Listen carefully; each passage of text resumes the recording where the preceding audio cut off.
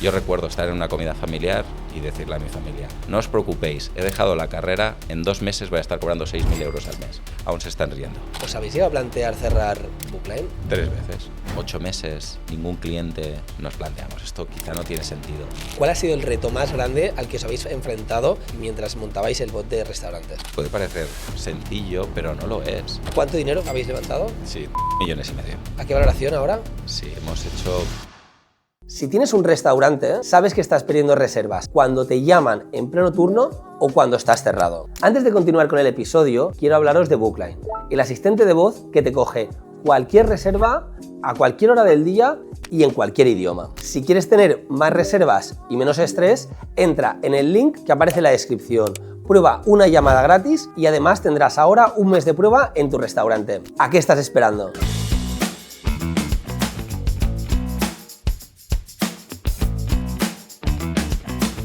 Hola y bienvenidos al último episodio de esta temporada de GastroConnect. Volveremos a partir de mediados de enero y tenemos ya una cantidad de entrevistas cerradas que seguro que os van a encantar. Antes de empezar con la entrevista, de todo corazón os quiero agradecer a todos, que de verdad veáis y compartáis conmigo todas las mejoras que hayan, que podáis también ser partícipes y avisarme de que queráis venir a grabar, a hablar y compartir toda vuestra experiencia. Hay un correo que os voy a dejar aquí para que podáis seguir enviándome cualquier información y así poder hacer de este podcast algo mucho más grande y que podamos compartir entre todos lo que es el mundo de la restauración. Dicho esto, vamos con el episodio de hoy. Hoy estamos con Joan Salvatella, fundador de Bookline, y con Bookline, que al final es el patrocinador del podcast. Por ese motivo tiene todo el sentido del mundo que no solamente hagamos entrevistas a grupos, sino que también, y a partir de enero del año que viene, haremos entrevistas a proveedores, a marcas, a cualquier otra persona que también tenga relación con el mundo gastronómico para que entre todos podamos aprender, crecer y seguir sumando juntos. Joan, bienvenido. ¿Cómo estás?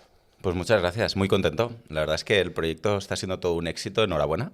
Estoy muy contento. La gente me para por la calle y dice, ¿tú eres el chico ese que va con Quique, el de GastroConnect?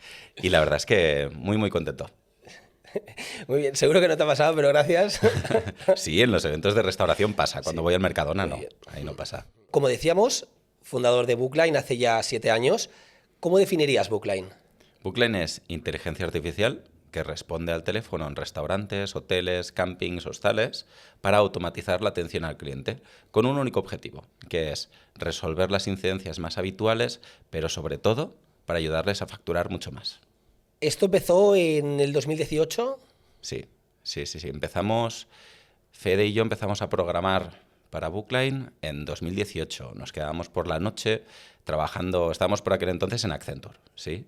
Y nos quedábamos, pedíamos un Just Eat, pedíamos una hamburguesa, una pizza y nos quedamos programando 4 o 5 horas después de nuestra jornada. Ahí es cuando, digamos, oficialmente nació el proyecto, pero a lo largo del tiempo fuimos dedicándonos más y lo que podríamos decir que oficialmente constituimos Bookline fue en 2019. Si alguien mira los papeles es 2019, pero hablando del proyecto y programando, 2018. ¿Y cómo lo hacíais para compaginar Accenture con Bookline? Pues trabajando 16 horas en lugar de 8. Sí, era la única forma.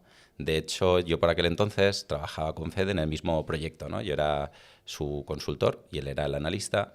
Y por aquel entonces, espero que no me estén viendo mis jefes de aquel momento, Roberto, no lo mires. Pero básicamente trataba de darle muy poco trabajo a Fede para que él pudiera trabajar más y poder rascar y arañar algunas horitas también dentro del trabajo para no tener que hacer solo fuera de horario, ¿no? Porque así podíamos avanzar mucho más en el proyecto. O sea, ¿tú conoces a Fede en Accenture? Sí, exacto. Digamos, en Bookline somos 3 fundadores, por así decirlo. Los 2 principales que más dedicación en tiempo teníamos éramos tanto Fede como yo, pero luego estaba también Ferran, que tuvo un rol mucho más de advisor y, digamos, de estratégico desde el principio. Es de esas personas que no tiene que dedicar mucho tiempo para aportar valor. Tanto Fede como yo, pues sí, necesitamos trabajar mucho para compensar lo que no podemos pensar nosotros. Y una pregunta que no sé si es un poco peliaguda o no. ¿Quién tuvo la idea de montar Bookline? No es nada peliaguda. Fede, la idea fue mía. Sí, está muy claro. Digamos, yo me acuerdo mucho cuando fue el momento. Estaba en la cama, ¿no? Yo todos los días estaba hablando con Fede de, oye, tenemos que montar un proyecto. Ese típico, esa atención o esa actitud emprendedora la teníamos, ¿no? Y constantemente estábamos hablando de emprender. Hasta que un día en la cama, eran las 11 de la noche, le dije, Fede, he tenido una idea. ¿Qué te parece si hacemos una inteligencia artificial que responde al teléfono en restaurantes?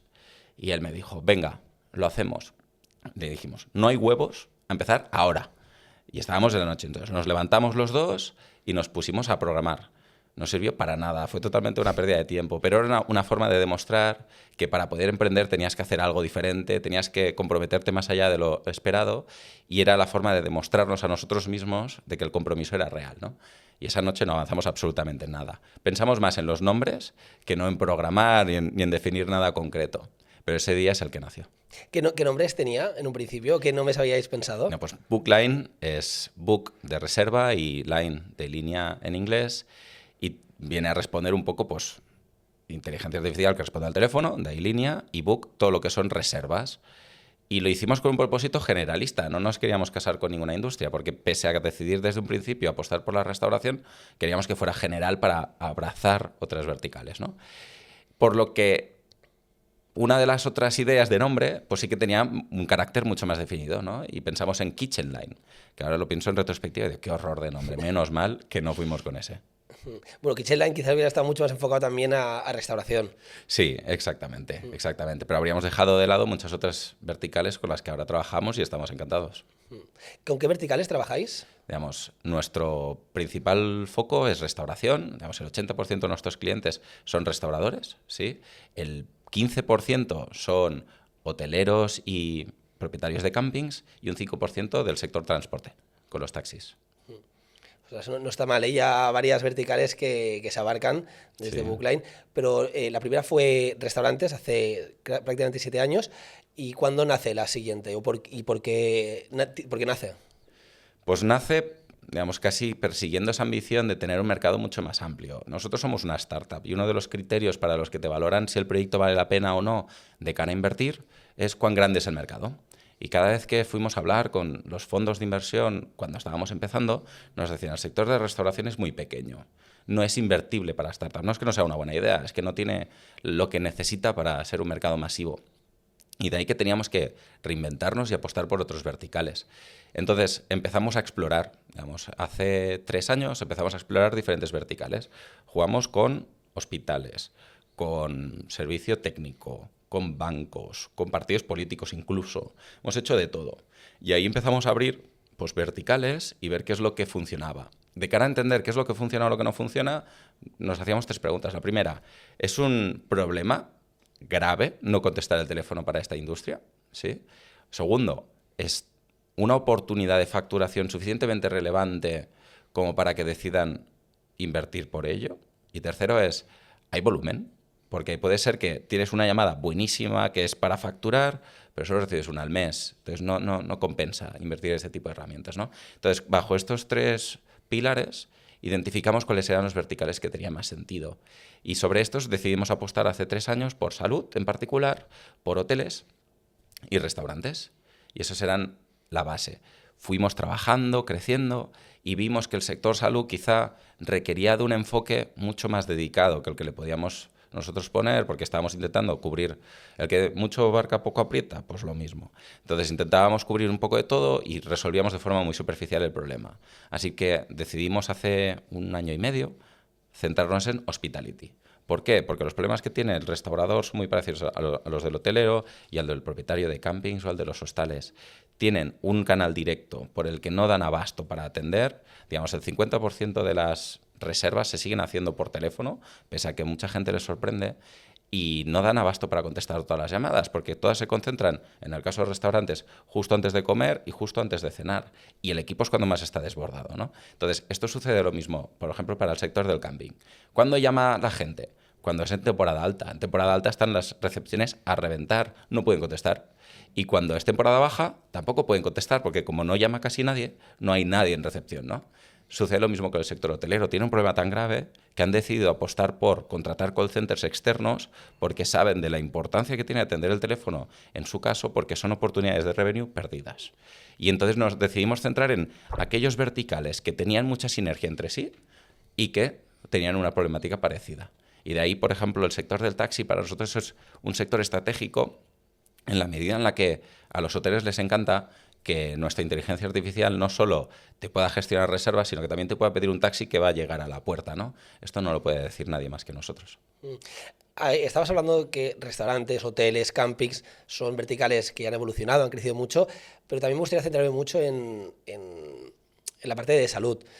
Cuando alguien empieza un proyecto nuevo, cuando alguien emprende, se piensa que es capaz de dar solución muchas veces a muchísimos problemas, o no tiene claro cuál es su objetivo, ¿no? ¿Cuánto dinero crees que se ha perdido por no haber estado enfocado en restaurantes y hoteles y haber intentado desarrollar la vertical de salud? Pues al final, de cara a valorar esto, es no solo... La forma más sencilla de valorarlo sería cuánto personal hemos dedicado a esto, ¿no? Y podríamos decir que eran dos personas. Tampoco es muchísimo dinero, ¿no? Pero el coste de oportunidad siempre es mucho más alto y el equipo directivo que esté centrado en otro tipo de negocios que al final pues no salen, también tiene un coste y probablemente sea de los más altos, ¿no? Para nosotros, el trabajar el sector salud, de hecho, tengo muy buen recuerdo de todo lo que estuvimos explorando. Y no es tanto de que considerara que no era una buena idea o sino que el sector no lo necesitara, porque además se dio una casuística muy particular, y es que en el sector salud era de la que los clientes nos exigían más este tipo de soluciones. Los problemas que encontramos eran más de la tecnología, teníamos que poder integrarnos con las herramientas que tienen los hospitales para poder hacer automatizaciones, y ahí teníamos muchas barreras, tanto tecnológicas como de negocio. Muchos no quisieron darnos ese acceso porque querían desarrollar ellos mismos esa tecnología.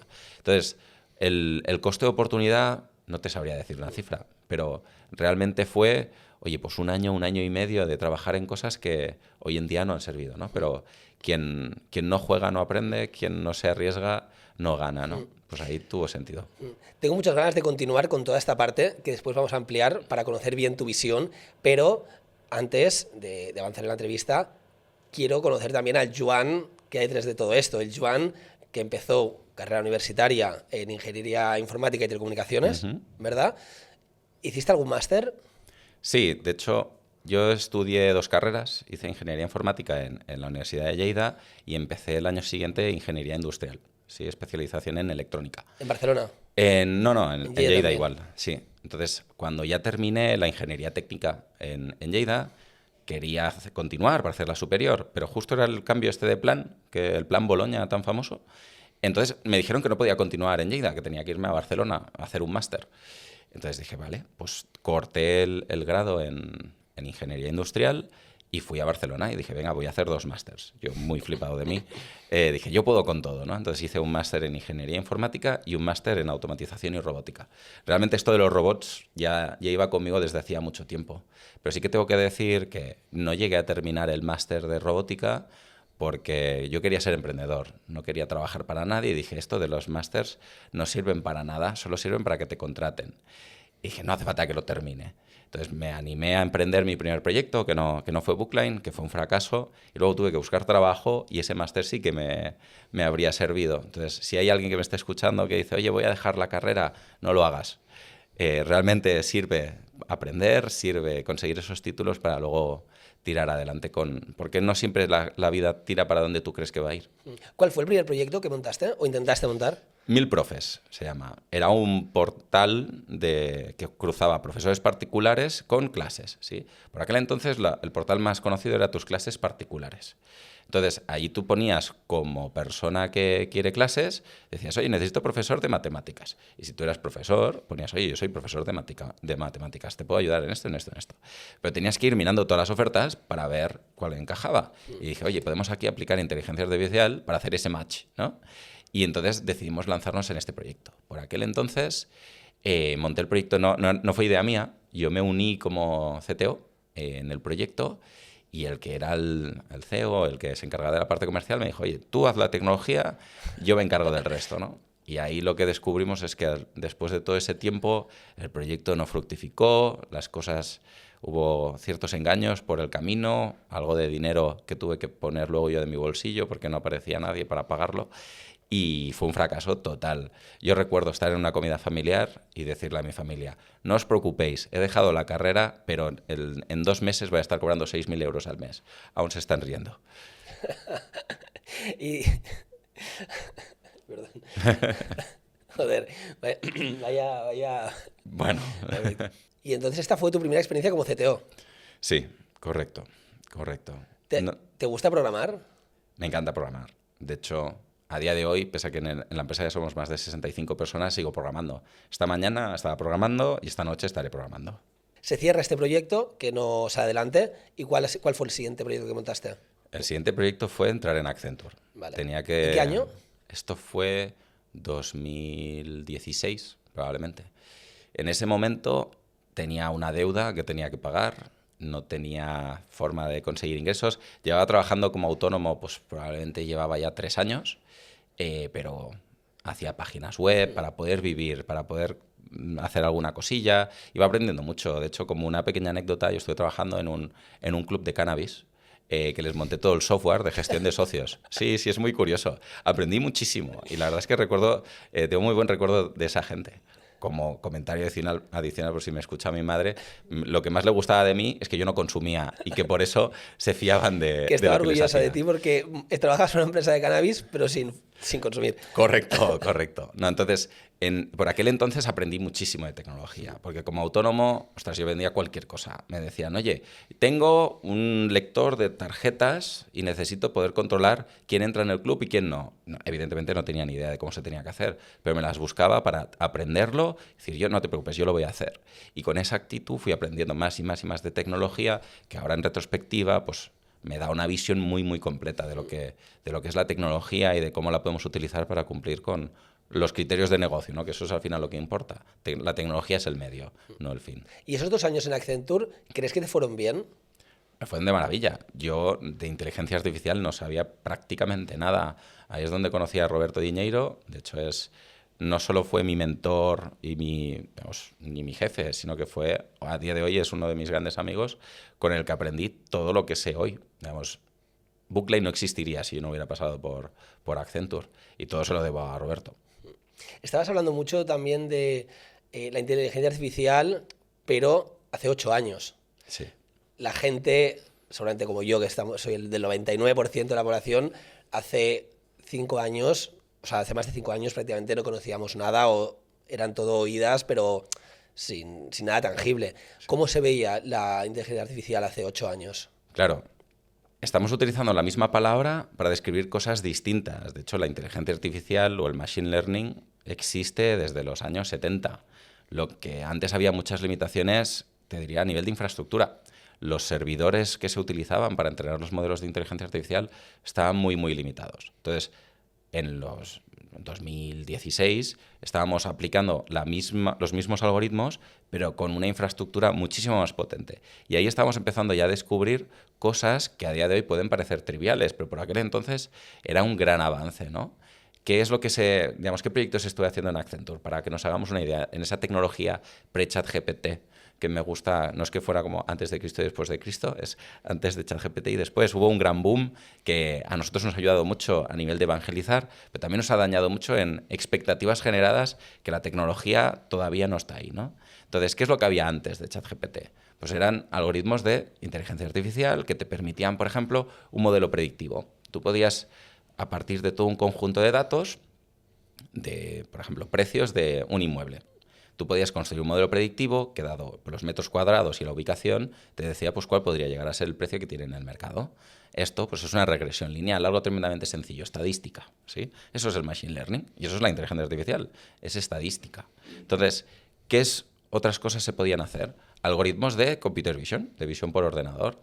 Tú podías analizar los píxeles que había en una imagen y te fijabas en los cambios de contraste, en detectar los contrastes, y con eso podías llegar a reconocer objetos, podías llegar a hacer cosas que hoy parecen muy, muy sencillas, porque con la IA generativa tú ahora coges una foto, por ejemplo, esta taza, tú le mandas esta taza a ChatGPT, le dices, oye, ¿qué logo estás viendo?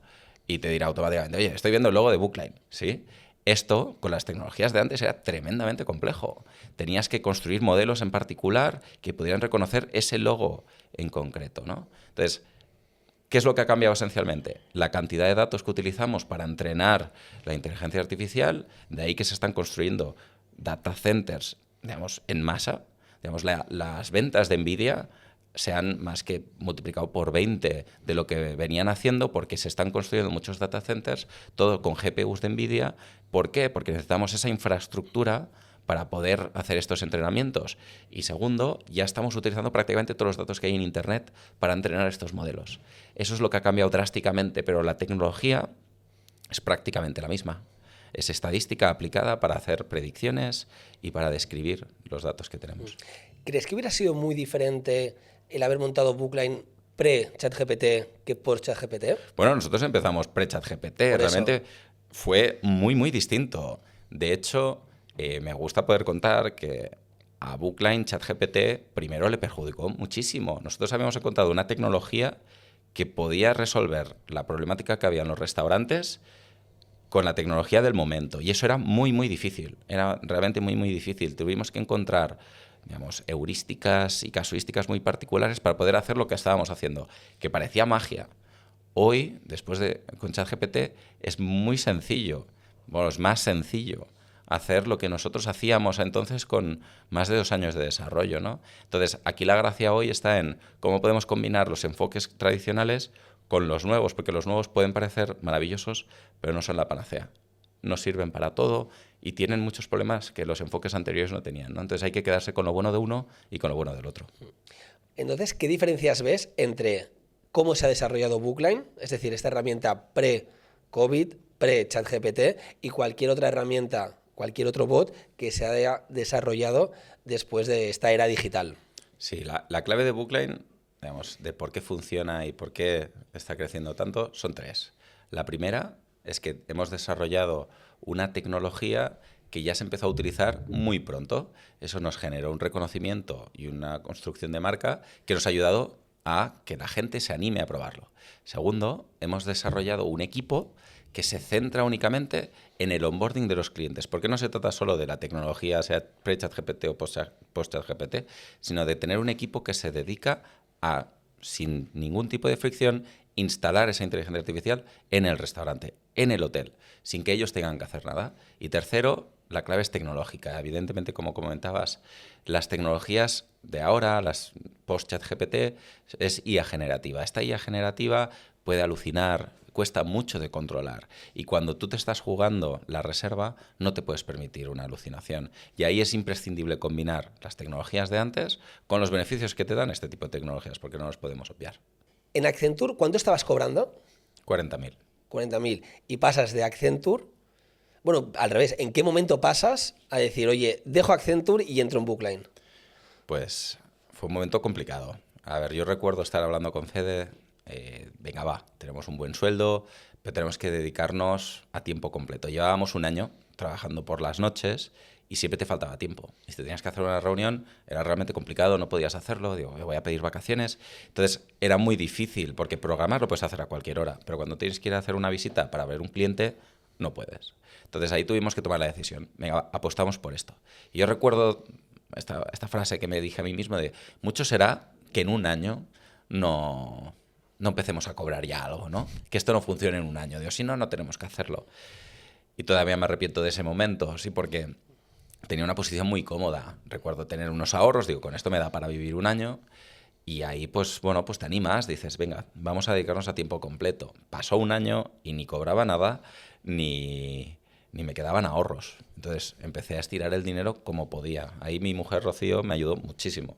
Era la que más me estaba apoyando en todo esto, porque ella me conoció cuando era un hombre de bien, cuando me iba bien la vida. Cuando ibas en traje. Exacto, iba en traje todos los días, ahora voy como un pordiosero, pero de hecho me acuerdo mucho que me dice, ostras, es que te conocí en tu prime, tenía pelo, estaba delgado, tenía un buen trabajo y al año siguiente todo se fue al traste. Entonces a partir de ahí me demostró que realmente me quería de verdad, que apostó ella también por el proyecto, aunque no estuvo programando, pues confió en mí, ¿no? Y me ayudó a tirar adelante. Es que yo creo que también es muy importante cuando dejas un trabajo como tú estabas, ¿no? Tan estable y emprendes algo de cero, con quién estás rodeado. Porque al final el apoyo que tú decías de tu actual mujer siempre es imprescindible para sacar fuerzas a veces de donde no las encuentras. Sí, digamos, lo más habitual cuando haces algo así, pues la familia está quien te dice, estás loco, tienes que encontrar la estabilidad, esto no es un buen movimiento. Luego tienes a los amigos que todos se animan y todos te dicen, oye, yo invierto, voy a poner 500 euros. Y digo, bueno, quizá no va por la línea de lo que necesito. Ojalá esos 500 euros, esos que querían invertir 500 euros... Me lo dicen constantemente, pero digo, no, necesito algo más significativo, ¿no? Y me decían, te doy 500 euros por el 5%. Digo, bueno, quizá no tiene mucho sentido eso, ¿no? Claro, pero imprescindible. Y además tú viniendo de familia, tu padre, empresario, su hijo pues ya lleva un poco en esa línea, en ese camino, que lo deja todo y se pone a emprender. Sí, no, mi padre para mí es un gran referente.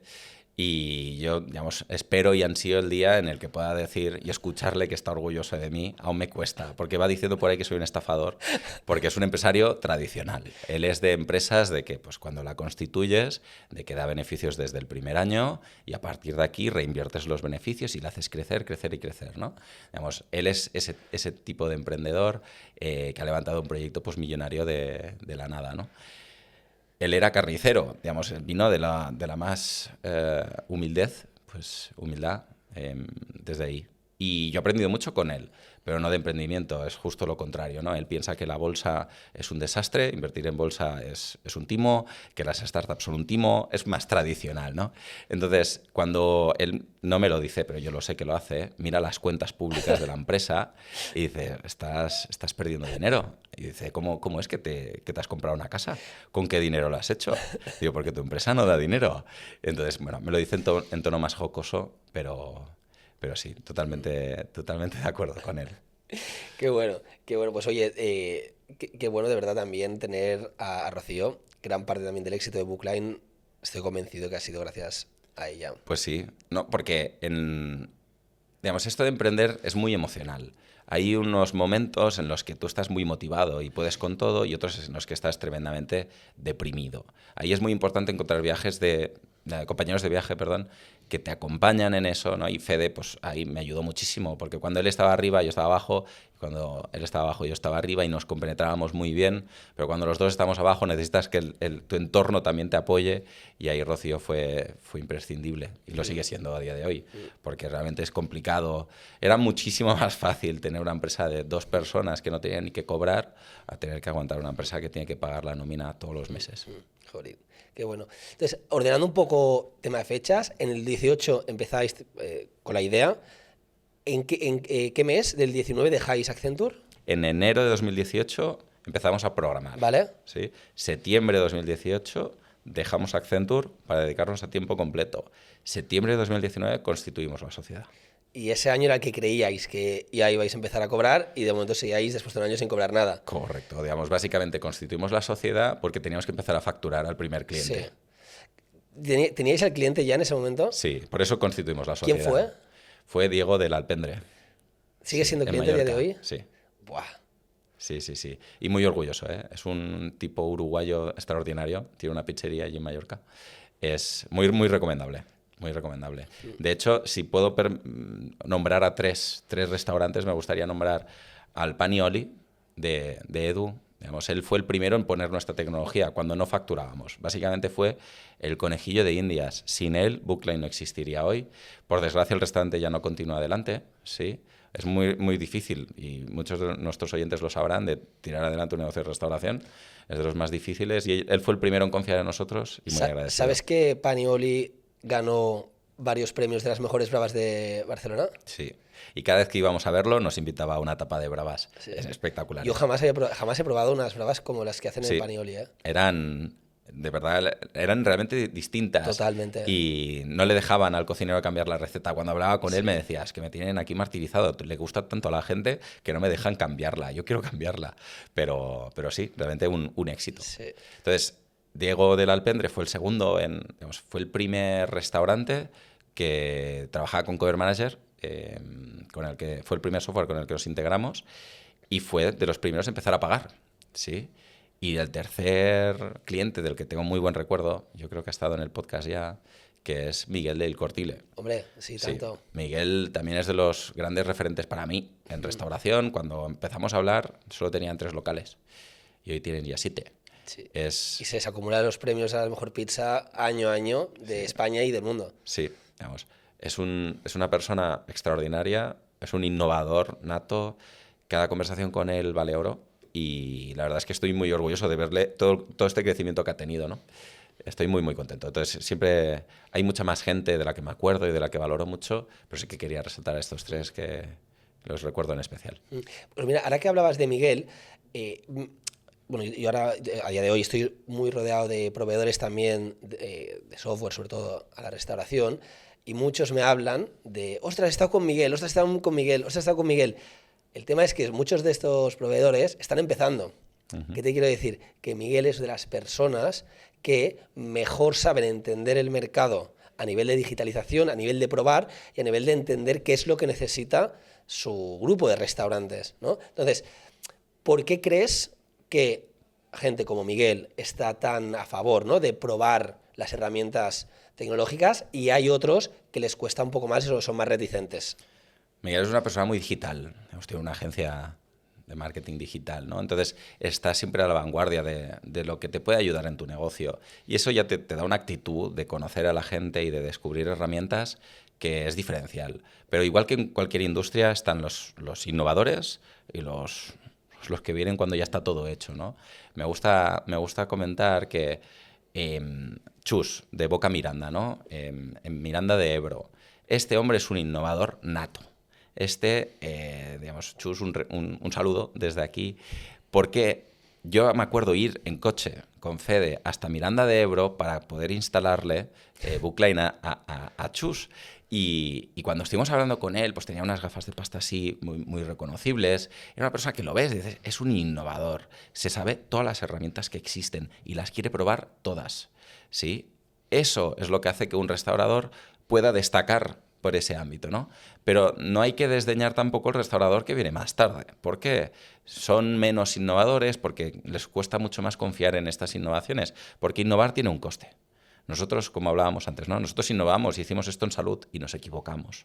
Cuando uno innova se puede equivocar y tiene que entender el coste que puede asumir, ¿no? Entonces, hay muchos restauradores que prefieren que se consoliden las herramientas en el mercado antes de apostar por ellas, y no por ello es peor. Simplemente pues tardas más en recibir esos beneficios, pero tienes más certeza, ¿no?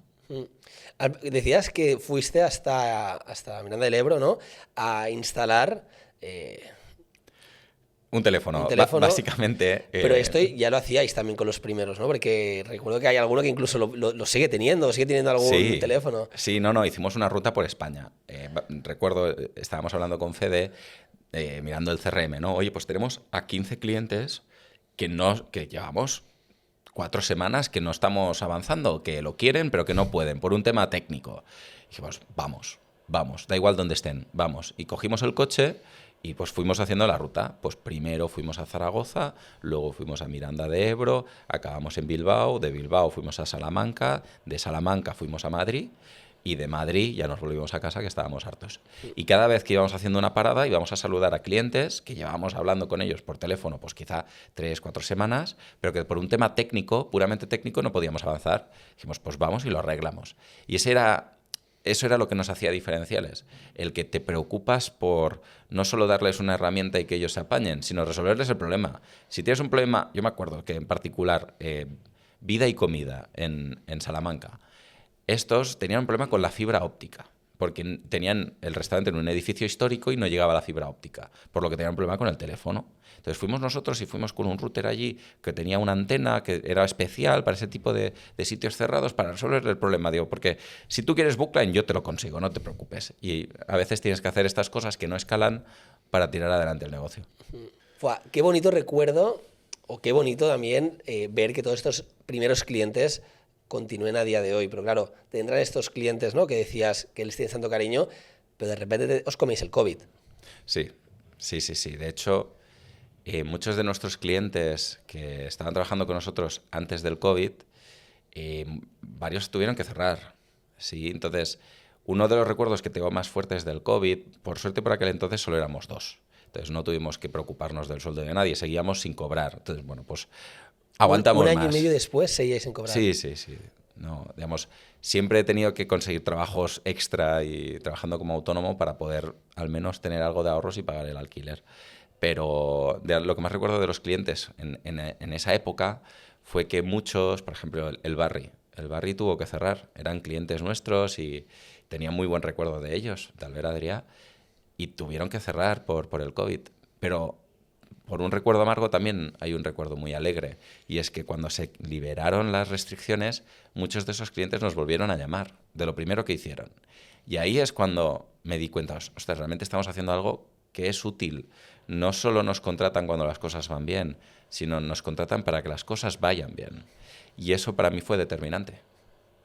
Claro, y aquí ya nos plantamos 2 años después de... Más de 2 años, 2 años y medio después de haber empezado la primera línea de código, pero 2 años después de haber constituido... Un año después de haber constituido la sociedad. ¿Os habéis llegado a plantear cerrar Bookline? 3 veces. Sí, cuando nos dijimos, venga, esto en un año tiene que dar dinero. Sí, cuando ya pasaban 8 meses, no teníamos ningún cliente y era imposible convencer a nadie para que pusiera esto en su restaurante, nos planteamos, esto quizá no tiene sentido. Y yo recuerdo estar con Fede escribiendo el post-mortem, que es algo muy típico en startups, que explicas por qué esto nunca va a funcionar, ¿no? Y tengo el papel todavía en el que veo, no, es que el mercado es muy pequeño, esto nunca va a venderse a más de 50 restaurantes. Y claro, pues a día de hoy tenemos más de 1.800, es otra dimensión, ¿no? Digamos, la visión que puedes tener muy, muy al principio es muy diferente, ¿no? Pues esa fue la primera vez, porque tardamos mucho en conseguir resultados. La segunda vez fue con el COVID. Ahí dijimos, ostras, esto es realmente difícil, no vamos a salir adelante, vamos a ver. Es eso de que a veces pues tiras porque, bueno, pues qué iba a hacer en casa. O hacía pan, pizza, o seguía con mi empresa. Digo, pues voy a seguir con mi empresa, ¿no? Y la tercera vez fue cuando ya ha pasado el COVID, las cosas empezaban a remontar, ya es que tenía 0 euros. No es que tuviera poco, es que no tenía nada. Y ahí tuvimos que tomar la decisión de cómo tiramos adelante. No habíamos levantado todavía dinero, no había opciones, y dije, voy a trabajar. Voy a volver como hacía antes, voy a trabajar para una empresa de fuera y con ese dinero voy a pagarme mi sueldo, el de mi socio, y seguiremos adelante con la compañía. Y ahí tuve que volver a compaginar 2 empresas, que realmente fue difícil. Tenía que hacer las jornadas estas de 12, 14, 16 horas para que la empresa pudiera tirar adelante. Me acuerdo, para corroborar lo que estás diciendo, que cuando yo empezaba, yo también hacía horarios, ¿no? Estaba compaginando 2 empresas y hacía horarios de venía muy pronto y me iba muy tarde. Y me fijaba que tú te ibas solo a la terraza con un abrigo, porque era invierno, te sentabas fuera de la terraza mientras estabas acabando el proyecto donde estabas trabajando desde hacía tiempo para ganar dinero, ¿no? Pero tú solo, con el abrigo, con el ordenador, por una empresa alemana, si no recuerdo mal, Sí. ¿verdad? Porque era en inglés. Correcto, Sí, correcto. sí, o sea, tengo una imagen grabada de, claro, éramos 8 Sí. y tú fueras solo. Claro, porque como no había salas de reuniones, Sí. pues me tenía que salir a la calle, por mucho que hiciera frío, para hacer esas reuniones, ¿no? Y tuve que compaginar eso pues prácticamente un año y medio. Luego ya la empresa empezó a tirar, empecemos a realmente vender, crecer, y ahí pude decir, venga, ya puedo volver a la compañía a tiempo completo y esta vez sin medias tintas. ¿En qué momentos pusisteis vuestro primer salario? Pues mira, pusimos el salario cuando constituimos la sociedad, nos pusimos 1.000 euros al mes, ¿vale? Y cuando lo vio el contable dijo, vais a llevar la empresa a la bancarrota, porque no tenéis nada, no tenéis dinero para pagaros, solo estáis generando deuda y vais a entrar en bancarrota. Entonces realmente, como tal, el primer sueldo fue allí en 2019, pero que lo pudiéramos cobrar, porque solo se generaba deuda, fue muchísimo más tarde. De hecho, recuerdo tener esa conversación con Fede de, vale, ahora cobramos 1.000 euros, entran 1.000 euros a la empresa. ¿Qué hacemos? ¿Nos lo repartimos o contratamos a alguien para que nos ayude a hacer otras cosas? ¿Y qué decidisteis? Apostar por María, que fue la primera persona que contratamos. Pensamos con Fede, oye, ¿qué es lo que no se nos da nada bien? Las ventas. Vamos a buscar alguien que nos ayude a vender. Y ahí pusimos la primera oferta de trabajo. Y fueron... Yo no te engaño, ¿eh? En dos días recibimos más de 1.000 currículums para trabajar en Bookline.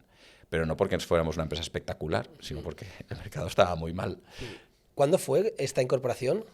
Pues ahora me pillas, yo no sé cuánto tiempo hará. Yo creo que debía ser en 2021, quizá fue en marzo de 2021, probablemente. ¿Y esa persona todavía sigue en Bookline? Sí. Primera empleada sigue en Bookline. Primera y última. Sí. Seguro, es de esas personas en las que tengo confianza plena cuida de la empresa como si fuera suya, y es que lo es. Y es que realmente es ese tipo de personas en la que puedes confiar de que se va a preocupar de que las cosas salgan adelante. Y es ese tipo de personas de las que te tienes que rodear, porque si no, las cosas no salen. Bueno, un honor y también una gran responsabilidad ya ser la primera persona empleada de más de 65, 70, ¿no? A día de hoy. Sí, bueno, cuando vino era justo después del COVID. Entonces nosotros para el COVID dejamos el coworking donde estábamos trabajando y como teníamos que ahorrar, pues empezamos a trabajar en mi casa. Y cuando contratamos a María, pues la oficina era mi casa. Entonces, pues ella venía a mi casa y era todo muy raro, ¿vale? Que te contraten y que tengas que trabajar en la casa de un señor, pues no era muy normal, ¿no? Y me acuerdo... Claro, con pues, personas, vosotros que nos conocíais, pero ella no os conocía. claro, en absoluto. Entonces, venía y se metía que no reciclaba yo en mi casa. Me decía, no, Joan, tienes que reciclar. Y digo, pero es mi casa. Pero bueno, son esas cosas que han ido avanzando con el tiempo, ¿no? Y ahora me pega la bronca porque no reciclo en la oficina, que ahora tenemos 4 plantas, ¿no? Pues bueno, es distinto. Pero los problemas siguen ahí. Sí, sí. Y entonces, cuando entra María, ¿cuántos clientes había en Bookline? Pues ¿Te como había muy acuerdas? pocos, necesitábamos a alguien como ella para empezar a vender. Yo creo que no teníamos más de 10. Sí, sí, sí. ¿Qué diferencias había entre el Bookline de antes y el de ahora? A nivel de producto, ¿eh? A nivel de producto, pues casi te diría que el Bookline de por aquel entonces se parece mucho al que tenemos hoy, pero hay 2 grandes diferencias. La primera, Bookline en aquel entonces no tenía integración con WhatsApp. Sí, no mandábamos los mensajes de confirmación que mandamos hoy y tampoco tenía todas las integraciones que tenemos hoy. En aquel entonces únicamente trabajamos con Cover Manager y solo podíamos trabajar con clientes que utilizaban Cover Manager como software de reservas.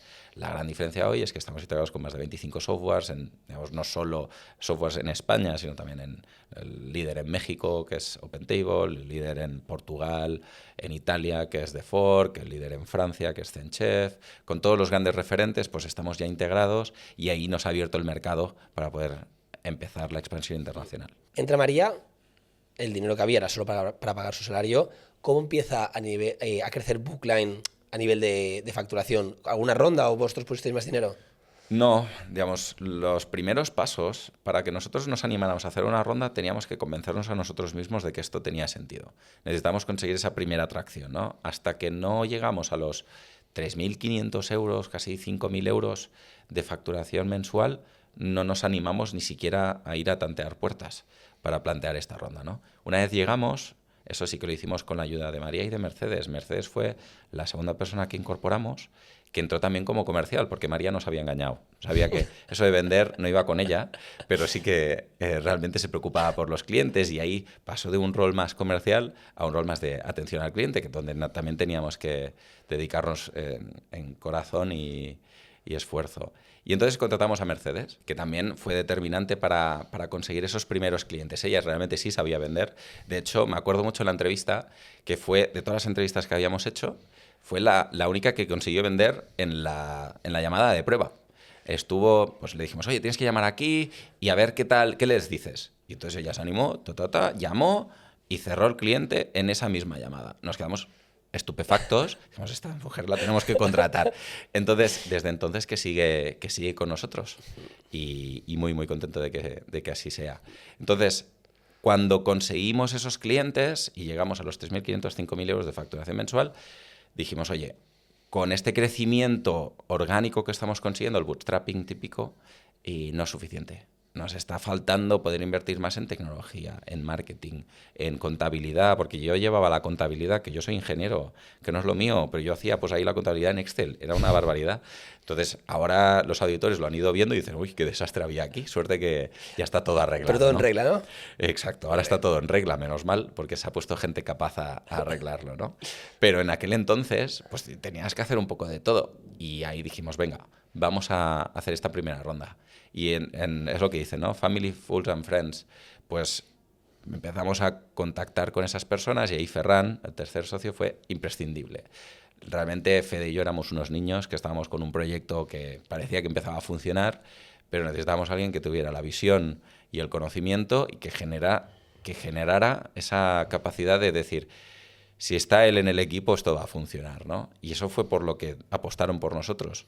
Podría nombrar a algunos de los inversores, pero realmente apostaron porque Ferran estaba en el proyecto y nosotros, con esfuerzo y dedicación, les devolvimos esa confianza y ya no es solo porque está Ferran metido en el proyecto, sino porque también, pues hoy estamos haciendo las cosas bien para que esto tire adelante, ¿no?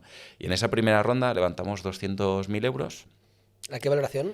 A 1.2 pre-money. Y ahí contratamos pues a Javi, que es el actual CTO, a Lidia, que estuvo trabajando en el equipo de atención al cliente, pero luego estuvo en marketing. Hemos siempre ido cambiando mucho a la gente porque al final lo importante no es tanto los skills técnicos que puedas tener, sino la dedicación y cómo te desvíes por la compañía, ¿no?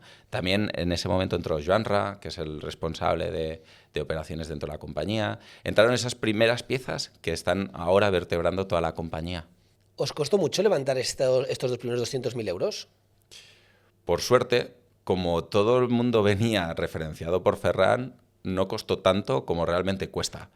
Sí, porque cuando estuvimos hablando con Venture Capitals en aquel momento, nadie quería invertir, por lo que comentaba antes, ¿no? El mercado es pequeño, oye, cuando hayáis vendido en otros verticales, pues ya nos animaremos, cuando estéis en otros países ya nos animaremos. Era realmente difícil, ¿no? Nadie quería invertir al principio. Y ahora recibo prácticamente un mail al mes de, oye, estáis levantando ronda, quiero invertir. Ahora es justo lo contrario, ¿no?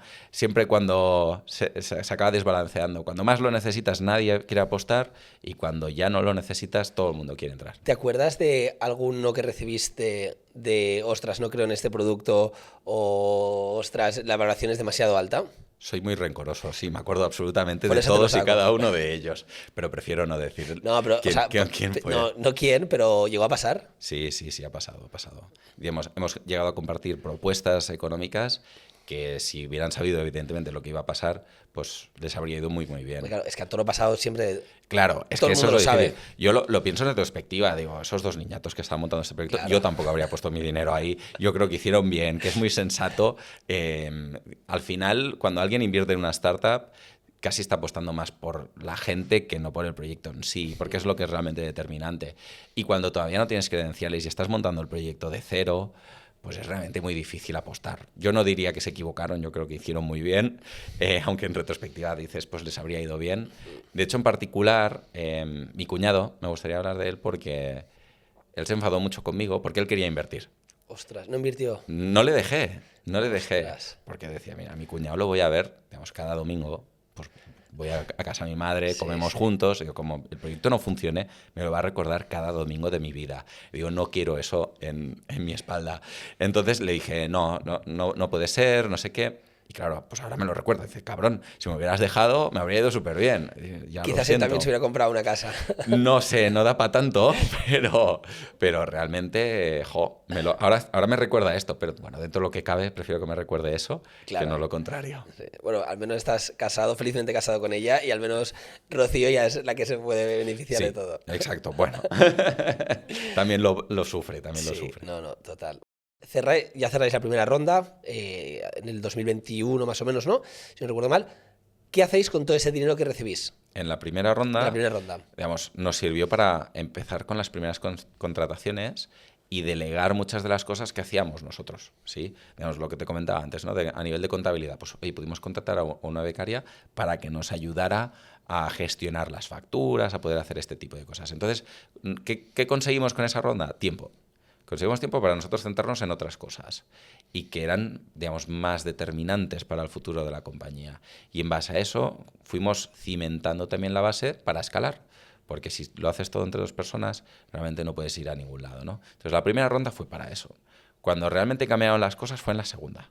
Sí, levantamos 1 millón. ¿Habíais llegado a break-even antes de empezar la segunda? Siempre. Sí, esto es algo que no es muy habitual en startups, o al menos no tan habitual en lo que yo he visto en todo este tiempo. Y es que cada vez que hemos hecho una ronda estábamos en break-even. Y es porque nos queríamos mantener las opciones abiertas. No es evidente levantar una ronda, no es fácil hacerlo, ni tampoco siempre es deseable. Al final, si solo haces ronda tras ronda tras ronda, es un poco una estafa piramidal y tonto el último, ¿sí? Entonces, nosotros siempre hemos querido construir una empresa sólida que se cimiente sobre la generación de beneficios, ¿no? Entonces, cuando habíamos llegado a break-even, que básicamente es que ya estamos ingresando más de lo que gastábamos, decíamos, vale, ¿queremos continuar creciendo a un ritmo más bajo o queremos volver a apostarlo todo porque vemos que esto tiene sentido. Y ahí, digamos, las 3 rondas que hemos hecho ha sido con ese criterio. Siempre hemos estado en break-even justo antes de ejecutar la ronda. La segunda ronda, el dinero que recibís, que ahora me dices también de cuánto, ¿dónde va destinado? Pues mira, justo antes de la segunda ronda solo habíamos trabajado en el sector de la restauración. Entonces, el objetivo era, ¿podemos llevar esto a otros verticales? Y ahí es cuando empezamos a contratar gente que se dedicara no solo a los restaurantes, sino a explorar otros verticales. Ahí es cuando empezamos con los hoteles, con los campings, con los taxis, el sector salud que comentábamos antes, y empezamos a explorar todo eso.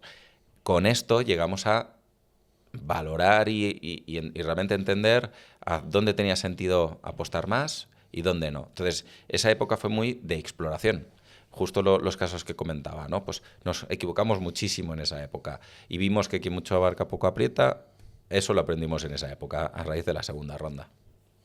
Primera ronda, entonces, equipo, segunda ronda, verticales, y hace poco habéis cerrado una tercera ronda, ¿no? Y que Sí. esta sí que ha sido quizás un poco la más grande, bueno, ha sido literal la más grande de todas, y aún sería, ¿cuánto dinero habéis levantado? Sí, 3,5 millones.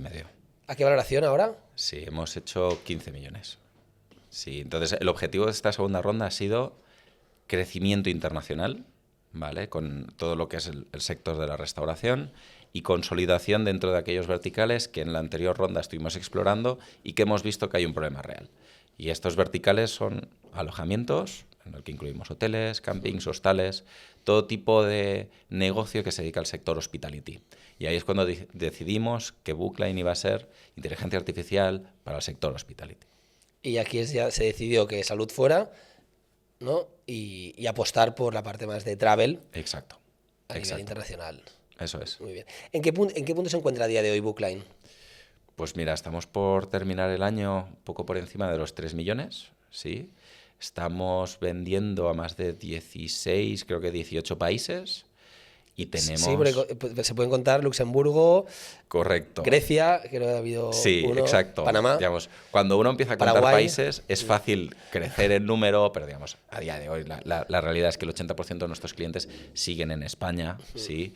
Y ahora justo estamos construyendo esos equipos internacionales, que hay una parte que la hacemos desde Barcelona, pero recién hemos abierto oficinas en México, que es uno de los mercados que más promete.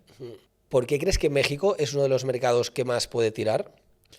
Porque México es uno de los países que más está creciendo y en particular las sociedades cuando van ganando en poder adquisitivo les gusta consumir, cosas que antes quizá no podían hacer, ¿no? Y de las cosas que más se consume en México es en restauración.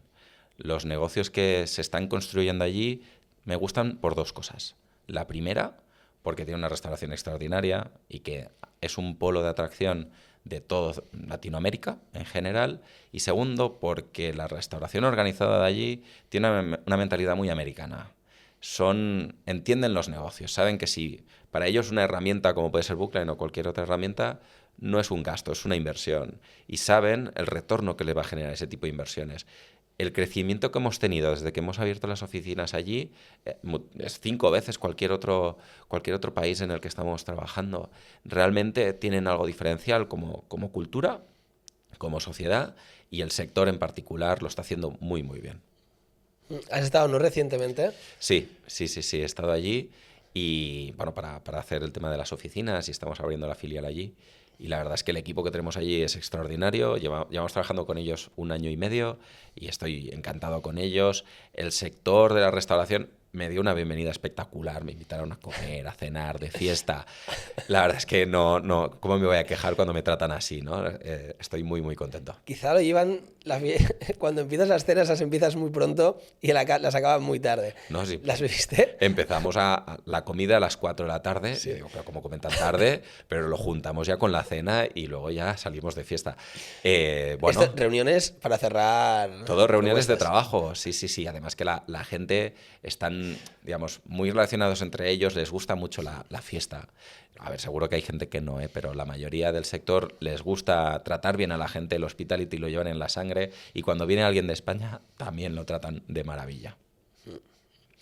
Ahora en unos meses es el Mundial se celebra el Mundial de 2026 en México. Bueno, creo que es México, Estados Unidos y Canadá, si no recuerdo mal.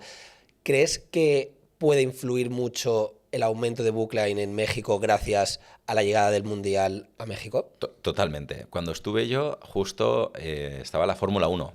Entonces México, cuando hay un evento, se vuelca con todo. Y realmente en México reciben mucho turista. Y el equipo que tienen allí no está muy preparado con idiomas. No todos saben inglés, no todos saben, pues digamos, los idiomas que se van a ver por el Mundial. Entonces, pues van a ver mucho alemán, mucho francés, que no controlan, ¿no? Entonces, ahí ya en todas las conversaciones sale el tema del Mundial y lo ven como una herramienta imprescindible para poder atender en múltiples idiomas a toda la gente que les va a llamar, porque el canal directo es el más importante para un restaurador y si no puedes atenderlo, pues lo van a buscar por otro camino, o con otro restaurante o por otra vía que quizá se te lleva al margen. Qué bueno. Y has estado en México, también has estado mucho en otros países de Europa, en UK, Italia, Francia, Alemania también Sí. varias veces. ¿Ves que hay mucha diferencia entre culturas en todos estos países donde de verdad Bookline va a apostar por ellos? Portugal Sí, también, perdón. sí. O mira, si nos centramos en el otro lado del charco, ¿no? En Colombia. En Colombia el teléfono no es tan relevante, porque todo va por WhatsApp.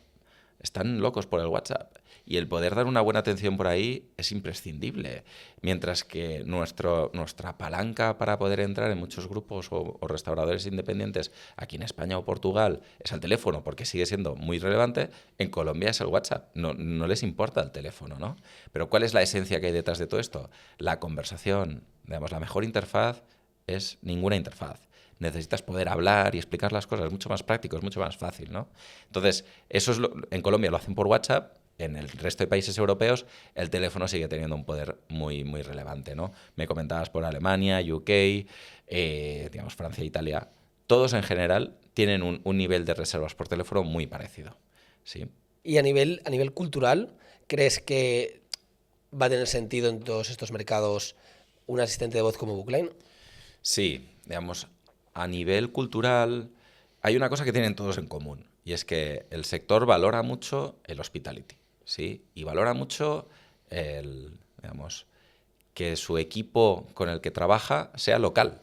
Entonces, cuando vamos a Alemania o hablamos con un restaurante en Berlín, quiere que su interlocutor sea un alemán de Berlín. No le vale que tampoco sea de Frankfurt, ¿no? O al final esa empatía y esa conexión es imprescindible para trabajar en este sector. Y eso lo vemos porque es como ellos tratan luego a los huéspedes y a los comensales que atraen a sus restaurantes. Para ellos la hospitalidad es imprescindible, ¿no? Y eso también nos lo trasladan al producto. Cuando construimos nosotros el producto, en ningún caso trata de sustituir a lo que es el equipo que hay en el restaurante, sino aumentarlo, a potenciarlo. Hay muchas cosas que nunca vamos a poder hacer con inteligencia artificial. Cuando llama a alguien porque se ha dejado el bolso, aunque, digamos, no sé, a lo mejor algún día montó un robot que vaya ahí y coja el bolso y se lo vaya a devolver a la persona que se lo ha dejado. Pero eso es ciencia ficción, ¿no? A día de hoy necesitas una persona que te pueda atender y que realmente pueda hacer esto.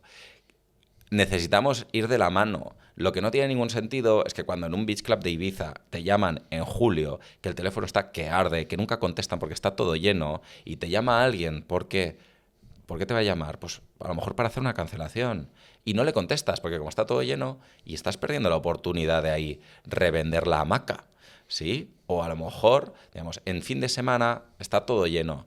Pero, ¿y si te llama alguien para reservarte entre semana? Porque saben que, oye, que cuesta mucho que les contestes otro día y te llaman el fin de semana. Sí. Necesitas poder dar esa atención y no siempre lo vas a poder cubrir con personas porque eso no escala. Todo el mundo te llama a la vez cuando le va bien. Entonces, si tú te dimensionas tu equipo para poder atender todas esas llamadas, estás haciendo una sobreinversión que no tiene ningún sentido. Y ahí es muy importante compaginar el equipo personas con el equipo inteligencia artificial. ¿Cuál crees que es el caso de éxito más importante que ha tenido Bookline en España? Pues no me gustaría decir uno en particular. Yo me acuerdo mucho de Casa Ozama. Sí, Casa Ozama es un restaurante que cuando hizo la inauguración le llamaron más de 10.000 personas, ¿vale? Y eso sucedió en menos de 3 días. Claro, como estaba en un edificio histórico espectacular, todo el mundo quería ir, ¿vale? ¿Has ido? Yo todavía no he estado. Yo estuve después de la ¿Sí? Feria del TIS, que Exacto, fuimos ¿vale? con hoteles. estuvimos ahí en Casa Zama y Y es espectacular, vale ¿no? mucho la pena ir. Claro, pues cuando la gente lo vio en el periódico, todo el mundo quería ir, ¿no? Pues para mí uno de los casos de éxito fue, ostras, poder ayudarles a atender toda esta demanda, ¿sí? O, digamos, conozco algunos restaurantes que, digamos, únicamente trabajan con Bookline cuando no pueden contestar, ¿vale? En lugar de automatizar toda la atención de 24/7, pues solo cuando ellos no llegan. Claro, pues tú cuando ves las métricas y ves, ostras, a estas personas le hemos generado 5.000 euros más en reservas, pues oye, me lleno de orgullo, digo, ostras, es que no las habrían cogido, ¿no? Entonces, no creo que haya un caso en particular, más allá de la anécdota de Casa Ozama, que diría así, sino de lo que más me enorgullezco es de que realmente siento que estamos aportando valor. No estamos vendiendo una solución por venderlo, sino que realmente les está aportando algo. Y cuando uno hace algo que realmente siente que está ayudando, pues es inevitable, ¿no? Estar orgulloso de ello. Qué bien, qué pasada de verdad la cantidad de... También casos de uso y éxitos, ¿no? Que pueden tener, porque al final también no solo es Casa Ozama, sino también, pues hoy en día, problemas, uno de los principales problemas de la restauración es la contratación de más o nuevo personal, ¿no? Entonces también que puedas compaginar todo el personal que tienes más una herramienta, ¿no? También a nivel eh, de no aumentar los gastos fijos que puede tener un restaurante es algo muy beneficioso. Sí. Digamos, este problema que comentas que tiene la restauración a la hora de contratar personal es que me lo comentan muchos amigos restauradores, que es muy grave, les cuesta muchísimo, cierran entrevistas y no vienen, cierran el contrato y el día que tienen que empezar no vienen y los dejan tirados. Es realmente complejo. Entonces, sí que, digamos, la inteligencia artificial no va a reemplazar absolutamente a nadie, ¿sí? Tenemos que compaginarlo. Pero es esencial el poder liberar a la gente que tienes en sala para que puedan centrarse en dar una buena atención a la gente que tienes ahí al restaurante y quizá cosas que son más secundarias, aunque es muy importante, pues oye, no necesitas que sea una persona que atiende al teléfono si el que está al otro lado lo único que necesita es que le digas, oye, si hay sitio o no hay sitio y hacer la reserva, ¿no? Eso es realmente importante. ¿Cuál ha sido el reto más grande al que os habéis enfrentado durante estos 7 años mientras montabais el bot de restaurantes? Pues mira, este quizá es algo más desconocido para todo el mundo, ¿no? Pero es la telefonía. El sector de las telecomunicaciones puede parecer sencillo, pero no lo es. Digamos, nosotros nos hemos tenido que convertir en operadores de telecomunicaciones para poder trabajar y dar el servicio que damos. El resolver la complejidad telefónica es realmente difícil y el hacer esto para nuestros clientes es imprescindible para que tengan un buen servicio. ¡Fua! Pues qué bestia, ¿no? Como resumen, 18 países, no en todos obviamente son los principales o los que más enfoque hay, serían México, España, Portugal, Italia, Francia, UK y Alemania, ¿no? Eso es. 1.800 clientes solo en restaurantes, Eso es. ya haber conseguido que el bot pueda hablar múltiples idiomas, equipo estructurado, ¿no? Que estabas hablando ya y consolidado en todas estas áreas. Pero claro, entramos en un nuevo berenjenal, en el momento en el que se os ocurre montar una nueva vertical de hoteles. Sí. ¿Ha sido más complicado o más fácil que restaurantes? Mira, nos hemos dado, digamos, con un sector que está mucho más profesionalizado. Y no lo digo ni en un bueno ni en un mal sentido. Es un sector que está muy acostumbrado a trabajar con herramientas digitales y nos hemos encontrado que es muchísimo más exigente, que nos pide cosas que para ellos son estándar y que para nosotros quizá no lo eran. Y ahí nos hemos tenido que poner mucho las pilas para poder responder a sus necesidades.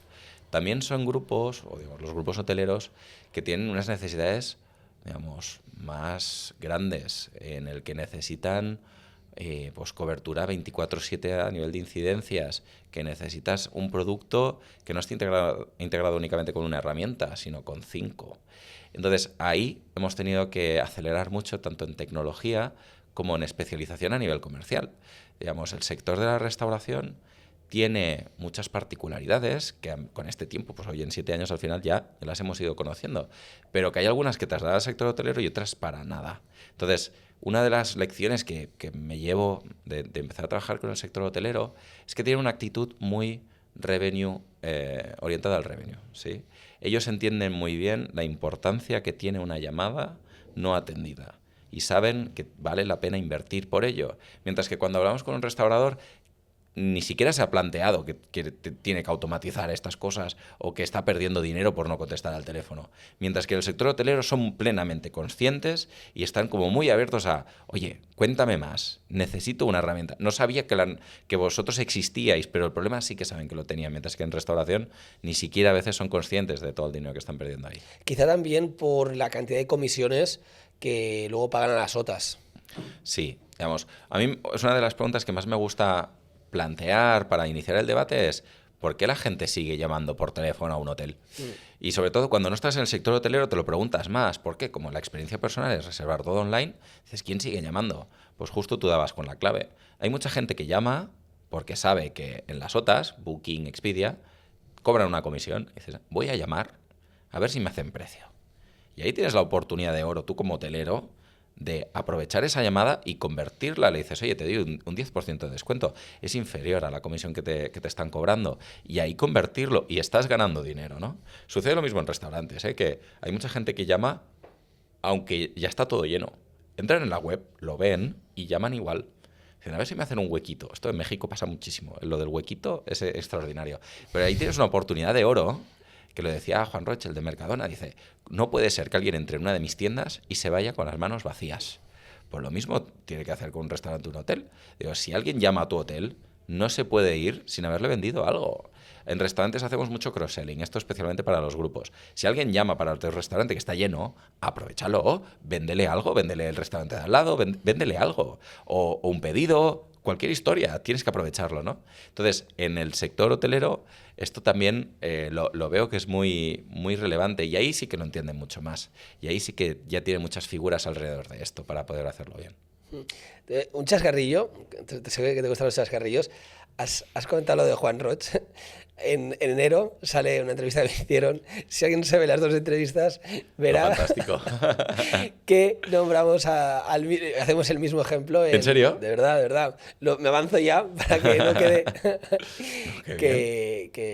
Pero no, tienes toda la razón. Al final, cuando alguien llama a un restaurante o un hotel, lo peor que le puede pasar al restaurador o al hotelero es que no le venda algo, porque al final si estás llamando es que de verdad tienes un interés muy elevado y el canal directo aquí es importantísimo. Es que has dado en el clavo. Básicamente, cuando alguien te llama es porque ya te ha elegido. Digamos, cuando estamos viendo el funnel de marketing, es que estamos en la parte final. Te está llamando porque quiere convertir. Entonces, tienes que hacer lo que sea para que eso convierta. ¿Cuáles son los principales motivos de llamada? Sí, digamos, básicamente, en el sector hotelero te llaman porque a ver si pueden conseguir un descuento. Pero también te llaman para hacer reservas de grupo. Eso típicamente ya se hace más por email. Sí, pero hay mucha gente que dice, oye, ¿has visto mi email? Te llaman para poder asegurarse que tiene esa reserva de grupo. Las reservas de grupo son de ticket muchísimo más alto. Muy importante captar esas. Por otro motivo es más práctico. Hay gente, digamos, lo hemos visto, lo hemos estudiado un poquito más en restaurantes, ¿no? El 80% de las personas que llaman para hacer una reserva por teléfono nunca antes lo han hecho por otro canal. Es gente fiel al teléfono, le gusta llamar, les es cómodo y lo usan para todo, ¿sí? Esto es muy importante, pero también hay gente que llama porque no se fía de las webs. Dice, yo no voy a poner la tarjeta de crédito aquí. Yo voy a llamar y yo si quieres se la digo a una persona y que me lo tome, ¿sí? Entonces, hay que entender bien para qué llaman, para que nuestras inteligencias artificiales, o al menos el servicio que damos a nuestros clientes, cubra la necesidad última de esa gente que está llamando. Y te voy a dar otra más, ¿vale? Que el otro día ha entrado un cliente ahora en la parte de restaurantes, gracias a que estaba en el coche y llamó a otro restaurante y tenía Bookline. ¿Qué pasa?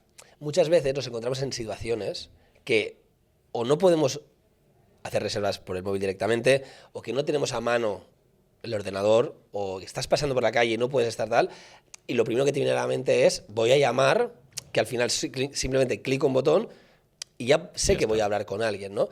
Y justo pues me comentaba esto, que desde el móvil no lo podía hacer porque estaba en el coche, llamo directamente y acabo de hacer la reserva. Exacto. Y también te voy a poner otro ejemplo, y aquí me hace más ilusión porque conozco al dueño de esta cadena de hoteles, que entraron hace unos meses, 3-4 meses, y cuando entramos, ¿vale? La primera semana llamaron y hicieron una reserva de grupo para 15 personas durante 2 semanas de Navidad en un hotel que está en la montaña para esquiar, ¿no? Claro, al final esto genera un email, llega el email, el bot salta cuando no contestan. Es decir, imagínate perder esa reserva. Sí, sí, Es sí. que Sí. esto es algo que realmente está pasando muchísimo y ahora más o menos ya se empieza a dar cuenta el hotelero, pero hay muchísimo dinero que se está yendo por diferentes OTAs, es decir, por diferentes marketplaces o que están yendo a la competencia por no coger de verdad esa llamada. Sí, digamos, es lo que más escucharéis decir a nuestro equipo comercial, es pruébalo, porque la gente no es consciente. Y una vez lo pones, te das cuenta de toda la oportunidad que tienes en ese canal que hasta ahora, como no era digital, se estaba dejando de lado. O quizá no era tan importante. Incluso yo veo restaurantes que no tienen un teléfono en Google. Dicen, no, ya me reservan por Instagram. Te estás dejando a un montón de gente que no lo hace. Yo no tengo Instagram. Digo, no, no, hay gente que no va a ir por ese canal. Entonces tú dices, bueno, me da igual porque yo ya lleno. No es lo mismo llenar con una persona que solo reserva por teléfono, que típicamente tiene un poco más de edad y gasta más dinero, que el que tiene 17 años y solo reserva por Instagram. Tienes que entender bien quién es esa persona y todo lo que le puedes ofrecer. Si tu concepto gastronómico gira más alrededor de los 17 años, de los 20 años, pues ya lo puedo entender. Y ahí está bien, cada uno entiende su negocio como lo hace. Pero tienes que aprovechar todas estas herramientas y toda esta oportunidad que tienes sobre la mesa. Y a día de hoy, ¿en qué punto se encuentra la vertical de hoteles? Pues está creciendo la que más. Digamos, los hoteles están apostando cada vez más por este tipo de herramientas, están apareciendo alternativas a Bookline en el mercado, pero no hay ninguna que esté ya integrada con, digamos, tenemos integración con más de 100 motores de reserva. Eso es imprescindible para que el valor que está aportando la inteligencia artificial realmente tenga sentido. Hay muchas inteligencias artificiales que responden a preguntas frecuentes que tiene valor, pero la clave es, oye, ¿cómo convertimos todas esas llamadas en reservas? ¿Qué es lo que realmente quieres? Entonces, todo el desarrollo que estamos haciendo va en esa línea, en cómo nuestro agente puede convertir más y generar más dinero para esos hoteles. O sea, no solamente contestar las preguntas frecuentes que hace una persona, que por cierto, ¿qué porcentaje es las llamadas que se hacen al hotel para preguntar cualquier check-in, check-out? Depende también de dónde está el hotel, ¿no? En los hoteles urbanos, pues sí que suelen recibir más preguntas de este tipo, ya también es por el tipo de huésped que va. En los vacacionales quizá un poco menos. Pero si tuviéramos que hacer un balance, pues va más o menos el 50% de las llamadas son para hacer una reserva. Entonces ya el 50% de las llamadas ya te las puede contestar con preguntas frecuentes y la otra parte hay un bot que directamente te capta toda la intención de la reserva y se integra directamente con el motor para finalizarla. Exactamente, exactamente. Y esto no solo lo tenemos para los hoteles. A mí un sector del que me siento particularmente, no sé, encariñado es el sector del camping.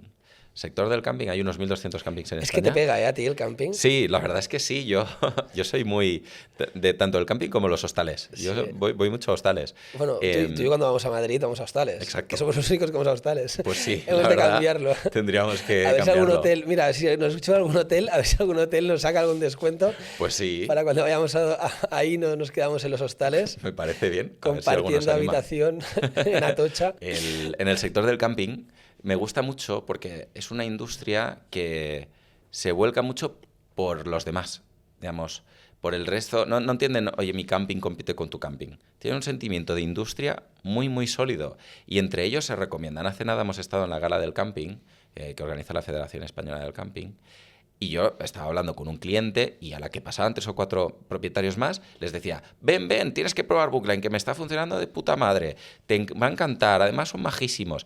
Esa sensación, yo adoro los restaurantes, pero nunca nadie me ha dicho algo así delante mío, ¿no? Y a espaldas sí que he escuchado que hablaban bien y digo, oye, mira, qué majos. Pero, ostras, el sector del camping entiende que, oye, para que a mí me vaya bien, a ti te tiene que ir bien. Y eso en particular me ha enganchado. Claro, que al final también es una corriente que está viniendo, ¿no? Entonces, cuanto más crece el turismo de campings, al final a todos les va a favorecer. Sí, eso lo entienden muy bien, que es imprescindible, digamos, crear esa comunidad, crear esa industria para que cada vez vaya mejor y haya más gente para que a todos les vaya bien. ¿Cuántos campings tenéis a día de hoy? Unos 110. ¿Y la idea es seguir creciendo campings en España o también en otros países. Sí, digamos, el país de Europa que tiene más campings es sin lugar a dudas Francia. De hecho, yo a nivel personal ya estoy estudiando francés ¿Sí? para poder ayudar a Carlos, que es el responsable de campings, en la expansión por Francia con el vertical de los campings. Te vas a poner a hacer ventas, lo que te faltaba, poder hacer ventas para campings en Francia. Si lo tengo que hacer en francés, no vamos a vender nada. Mira, como pequeña anécdota, me he comprado los cómics de Asterix, el Galo, para poder aprender francés de una forma más didáctica. Espero poder apoyar al equipo. Al final, yo con el rol que tengo, pues ya no tengo que hacer estas cosas una a una, sino que ya pues puedo contar con el equipo que me ayuda a hacerlo. Pero en todo, me gusta poder estar para ayudarles en lo que haga falta. Y unas dudas que tengo, que creo que nunca te he preguntado, ¿cuántos clientes has vendido tú? Pues mira, no lo cuento.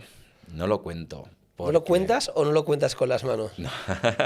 Son más de los que me caben en la mano, pero realmente las ventas que he podido hacer yo son muy pocas. Son muy pocas, porque yo soy una persona que le gusta estar muy poco de cara a la cámara, sino me gusta mucho estar dentro de la oficina. Para mí un día ideal es un día en el que he estado solo hablando con mi equipo, en el que he podido ayudarles a resolver un problema. Para mí ese es el día especial. Yo sí que si me llevan, yo hablo con cualquier, digamos, restaurante, camping, hotel, y le explico qué es lo que hacemos, y creo que lo explico bastante bien, porque me gusta mucho hablar, pero lo que más me gusta hacer es lo otro. Pues, ¿sabes qué te diga el qué? He hablado con todos los comerciales y todos los que te han acompañado a ferias o a reuniones opinan lo mismo. Uno, que no te callas, pero eso ya lo sabemos, que hablas muchísimo, pero dos, que cuando van contigo es la mejor venta que se hace, porque lo explicas todo con una naturalidad, una facilidad y un... así de fácil es que cautivas a cualquier persona con la que hablas. Y ahí no te das cuenta o no quieres, pero va muy bien porque siempre te acompaña un comercial que es el que lo acaba vendiendo. Sí, es que, bueno, son 7 años de Yo lo he mi visto vida. desde fuera también mucho, ¿eh? Es que son 7 años. Para mí me decían, oye, ¿estás nervioso para la entrevista? Digo, no, porque es que voy a hablar de mi vida. Llevo tanto tiempo trabajando en esto, conozco muy bien los problemas que tienen los restaurantes, conozco muy bien los problemas que tienen los hoteles. Realmente me es muy sencillo explicarlo. Pero te lo preguntaba porque yo creo que has dicho, quizás no muchos tal, pero seguro que hay muchos más de los que tú te imaginas que gracias a esa comunicación que has tenido lo has podido vender. Te Se ha podido diría vender. que he hecho más asistencias que he Asistencias. marcado goles. Llamemos asistencias, me parece Exacto, bien. exacto. Muy bien. Y entonces ahora objetivo para cerrar el año 2025, ¿cuál es a nivel de facturación? Sí, digamos, esperamos cerrar el año por encima de los 3 millones de facturación anual recurrente, aunque el gran objetivo lo tenemos más para el año que viene, que hemos de llegar a los 5 millones. A final de año de ARR, Sí. de recurrente anual. Exacto, exacto. ¿Estás confiado en llegar? Sin duda. Digamos, los primeros equipos que acabamos de construir, ¿no? Pues el de México, el de Europa, el de hoteles, ya están dando resultados. Es que si vemos la trayectoria que están siguiendo, parece que es inevitable. El sector lo necesita. Digamos, lo que estamos planteando no es nada nuevo. Es lo mismo que hemos hecho en España, replicarlo en los países para la parte de restaurantes, y para la parte hotelera es que con que consigamos la mitad de lo que hemos hecho en restauración ya habremos llegado al objetivo sin lugar a dudas. Hay un problema muy grave, digamos, de que no se está cuidando el canal directo, que se está perdiendo mucho dinero por ahí, y estamos aquí para ayudarles. Y última para acabar, algo que creo que mucha gente no quiere saber también, sobre todo los que están usuarios de Bookline, hacia dónde se dirige Bookline, qué nuevos productos, funcionalidades, qué va a ver el usuario, el restaurador, el hotelero, la persona que tiene un camping de Bookline en los próximos años. Sí, digamos, a Bookline lo conocen por el teléfono. Sí, es la inteligencia artificial que responde al teléfono. Pero la visión que tenemos como compañía es en estar en el canal directo. Queremos ser como un empleado más para el restaurante o el hotelero que puede atender todo su canal directo. Y eso puede ser incluso en la propia web, que cliques un botón y te sale una inteligencia artificial con unas ondas bien chulas, que tú puedas hablar y decirle, oye, quiero hacer una reserva, que eso funcione. ¿Sí? El poder estar en el propio WhatsApp, en el email, que cuando alguien escribe un mail a un camping, pues ya automáticamente recogerlo, especialmente en solicitudes de grupo, es lo que menos digitalizado está y son las que más valor tienen. Ahí vemos un gran tirón, pero no solo queremos ayudar a nuestros clientes en todo lo que llega, queremos darles herramientas para ir a buscar a sus clientes y ayudarles a complementar cuando pues no suelen venir. Por ejemplo, para los restaurantes, Queremos construir una herramienta que llamamos de campañas para ir a buscar al cliente que ha intentado reservar pues, el fin de semana y no ha podido porque estaba todo lleno, para hacerle una propuesta y decir, oye, ¿qué te parece si vienes el jueves? Y te invito a una copa de vino. ¿Sí? Y generar ese incentivo contextualizado de que dices, oye, me ha elegido 2 fines de semana seguidos, no ha podido venir, seguro que lo voy a convencer para venir el jueves, que a ti como restaurador te va muy bien, ¿no? Queremos construir esas herramientas que sean no solo reactivas, sino proactivas para ayudar a nuestros clientes a facturar más. Súper. Oye, pues creo que ha sido una conclusión perfecta, saber hacia dónde va Bookline en el día de mañana. Seguro que llegaremos a estos 5 millones y seguro que también ampliaremos con todas estas funcionalidades. Así que muchísimas gracias a todos por el último episodio del año. Para mí, obviamente, la que más ilusión me ha hecho. Y de verdad que el año que viene vamos a empezar con unas entrevistas que vais a flipar todos. Un abrazo, hasta luego. Muchas gracias.